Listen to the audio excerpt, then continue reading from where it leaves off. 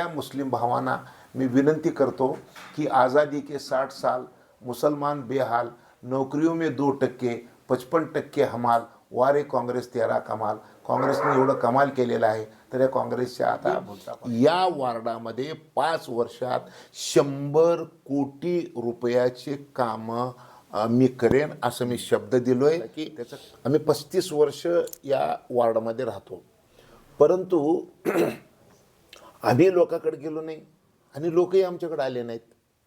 आणि मग मध्ये हा पूर्व भाग आहे लातूरचा, इथं रस्ते नाही, बऱ्याच भागात पाणी नाही, लाईट नाही. नंबर 2 मध्ये इथं फक्त दलित आणि मुस्लिम राहतात, म्हणून गेल्या 50 वर्षामध्ये या भागाचा विकास होऊ शकला नाही. आणि अशा पद्धतीनं म्हणजे आत्तापर्यंत काँग्रेसचं मतदार कोण होतं? काँग्रेसचं मतदार दलित आणि मुस्लिम होतं. आत्मा काँग्रेसचा कोण होता? दलित आणि मुस्लिम. आणि भारतात कुठेही जरी गेलं तर घाण कुठे? दलित मुस्लिमच्या वस्तीमध्ये. मग काँग्रेसनं मतं मात्र दलित मुस्लिमाची घेतली आणि सत्तेवर बसले, आणि सत्यानाश मात्र दलित आणि मुसलमानाचं केलं. सगळ्यात घाण म्हणजे आमच्या काँग्रेसला मतदान कशासाठी केलं? हे मत घे आणि 5 वर्ष अशीच घाण आमच्या वार्डात ठेव, याच्यासाठी मतदान केलंय का?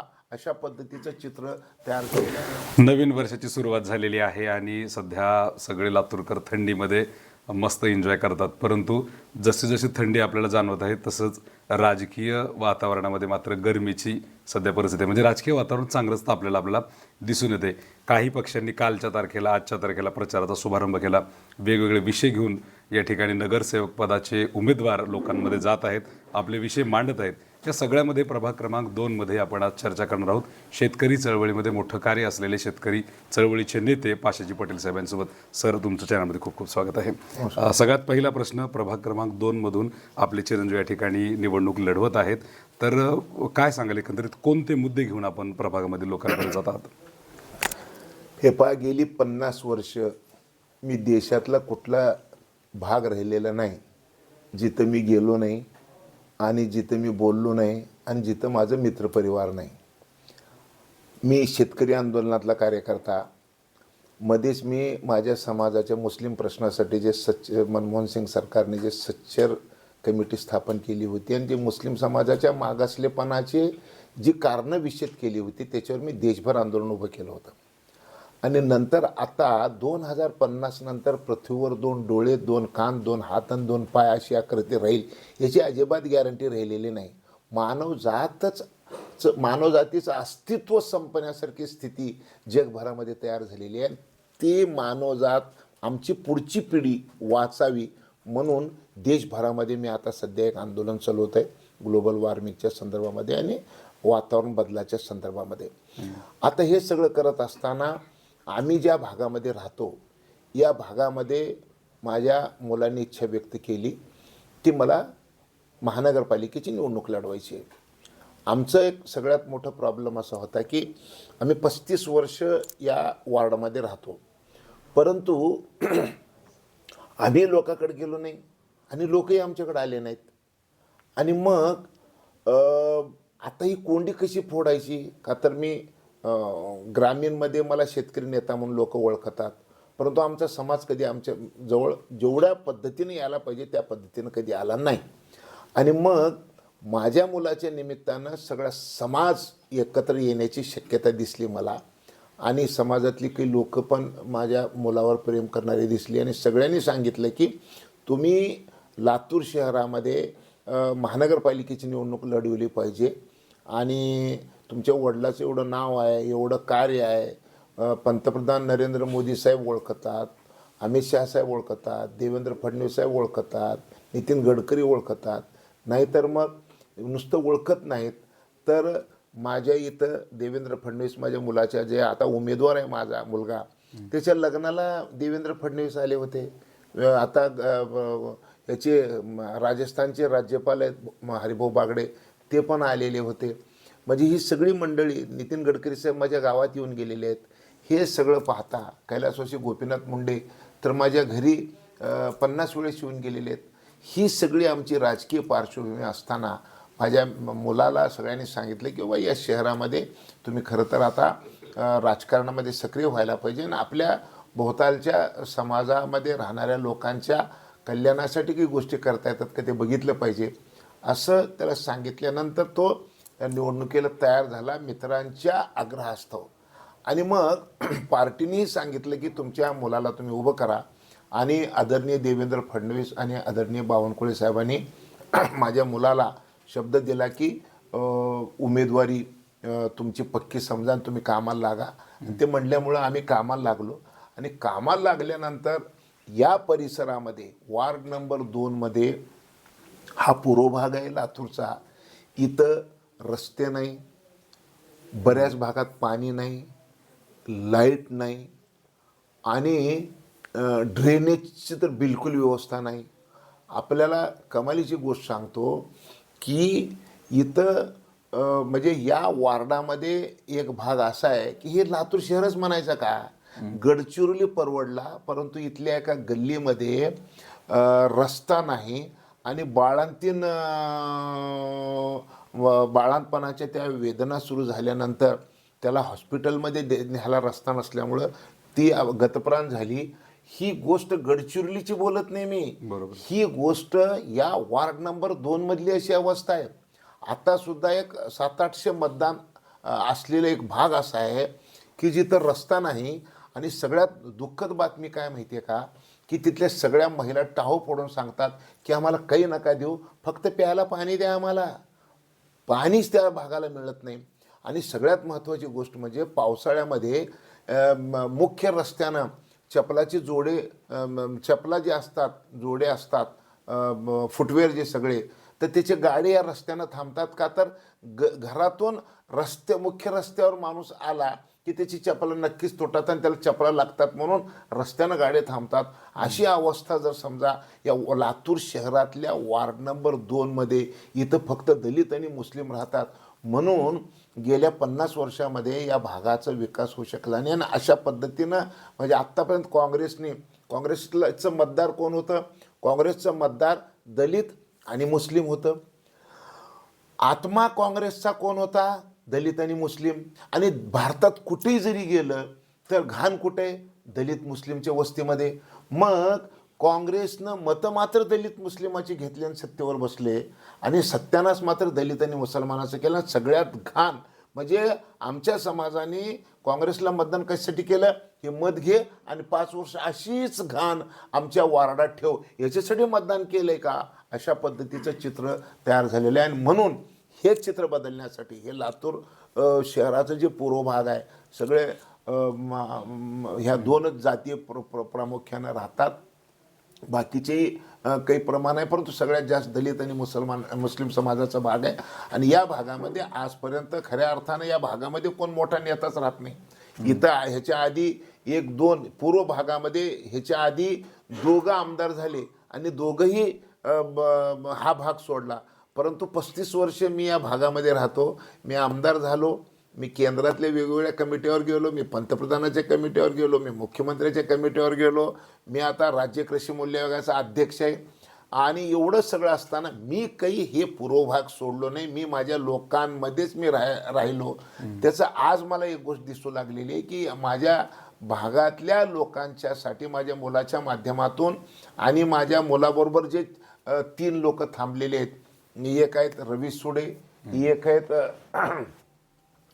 कल्पना कांबळे आणि आहेत. आणि या 4ही लोकांना सोबत घेऊन या भागाचा विकास करण्यासाठी आम्ही काम करायचं ठरवलेलं आहे. आणि मी आज या सगळ्या मतदारसंघामध्ये सांगितलं की या वार्डामध्ये 5 वर्षात 100 कोटी रुपयाचे कामं मी करेन असं मी शब्द दिलोय. त्याचं कारण असं आहे की हा भागच एवढा मागासलेला आहे की 100 कोटी सुद्धा पुरणार नाहीत, जास्तच आणलं पाहिजे.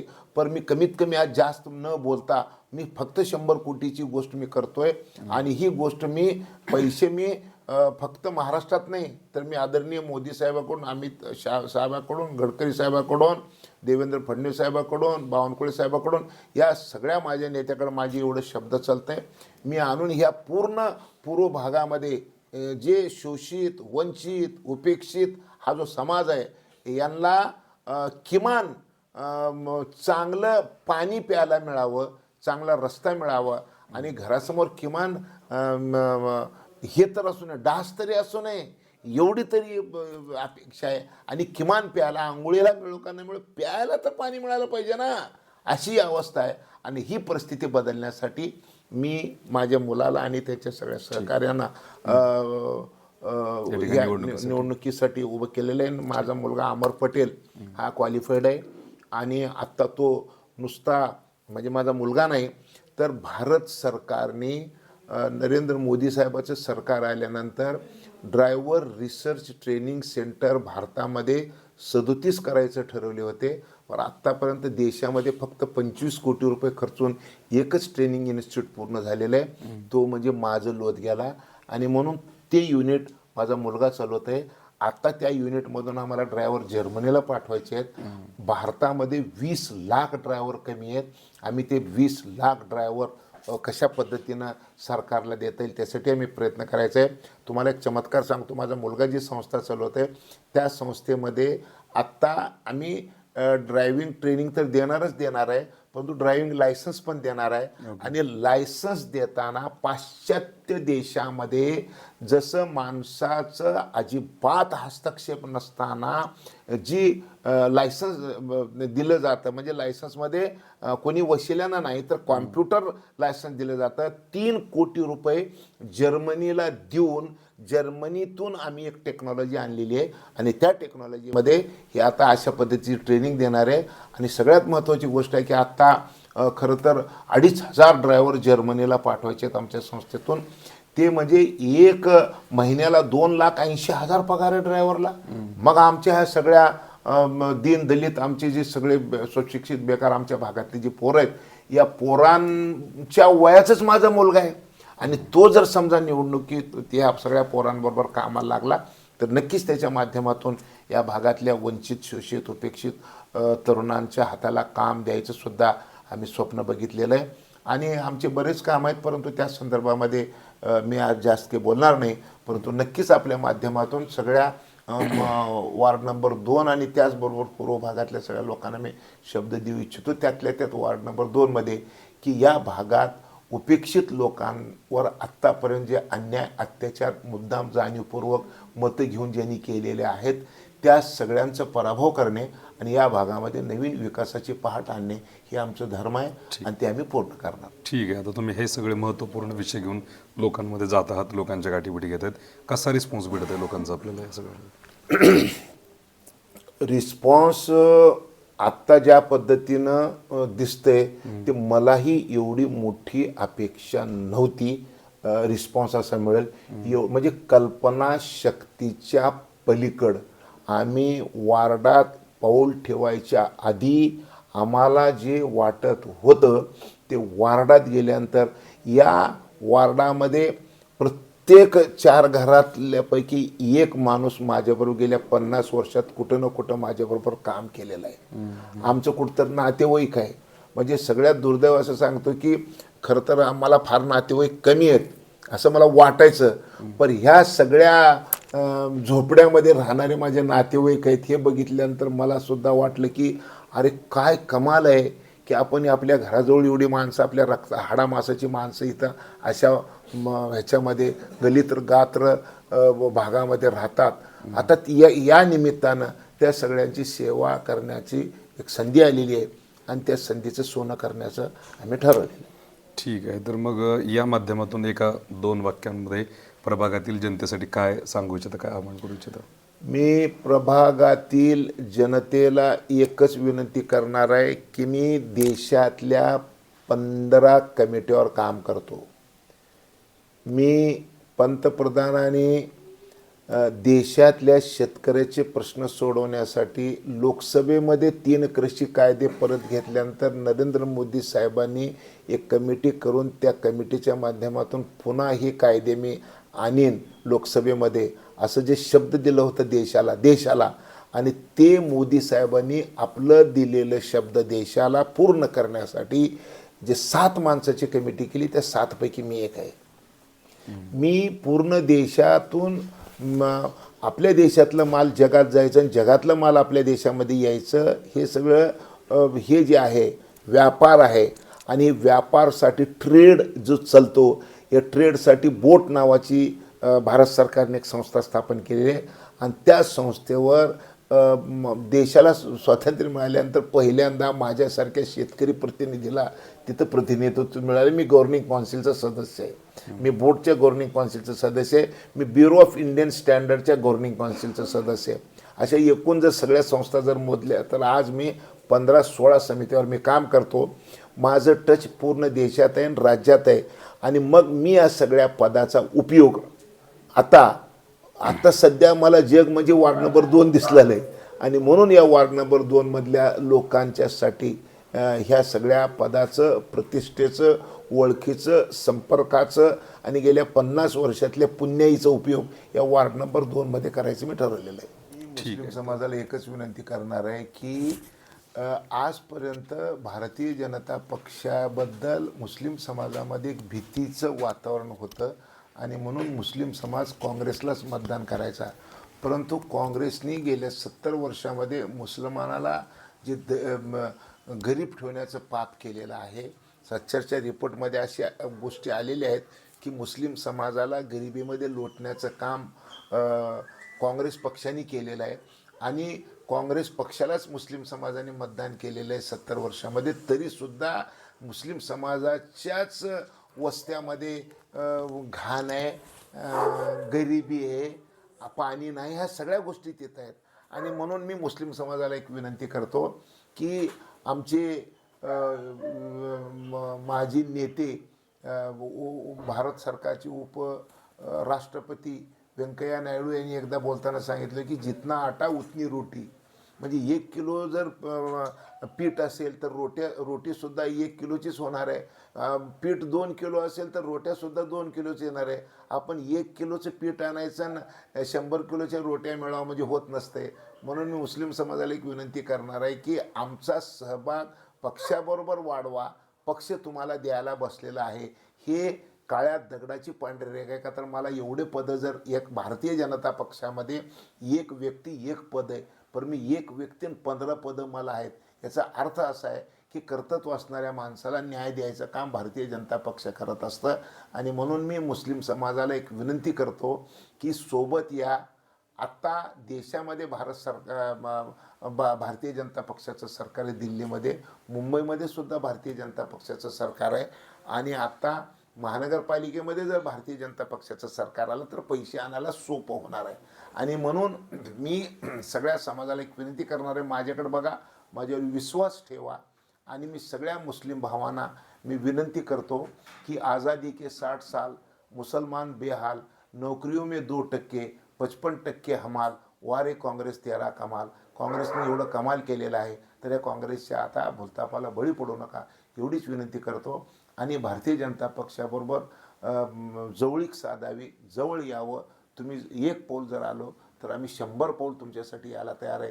एवढंच मुस्लिम बांधवांना मी विनंती करतो कळकळीची. या ठिकाणी आपण शेतकरी नेते पाशा पटेल साहेब यांच्यासोबत चर्चा केलेली आहे आणि त्यांनी पुढचं विजन सुद्धा आपल्याला सांगितलेलं आहे.